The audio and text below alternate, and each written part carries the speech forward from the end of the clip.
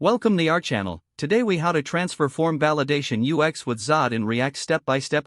Start by installing Zod in your React project. Open your terminal and run the command npm install Zod. Import Zod into your component file. Create a validation schema using Zod. Define the shape of the data that you want to validate. Utilize Zod's built-in methods for different data types. For example, use .string for text fields and .number for numeric fields. Add .min or .max to set limits on your inputs. Create a state to manage your form data. Use the useState hook from React for this purpose. Set up another state for managing form errors.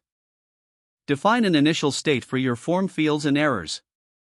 Create a submit handler function for your form. Inside this function, validate the form data using the Zod schema. Use the schema's .safeParse method for validation. Check if the validation was successful. If validation fails, update the error state with the messages provided by Zod. If validation succeeds, proceed with form submission logic. Render your form inside the return statement of your component. Use input fields bound to your form data state. Display error messages for each field conditionally. Provide feedback to users in case of validation errors. Handle form submission and trigger the submit handler.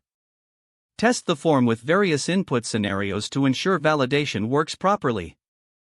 Debug any issues that arise during testing. Make adjustments to the validation schema as necessary.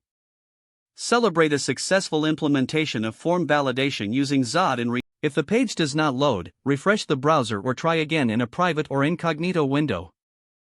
Don't forget to like this video and subscribe to our channel.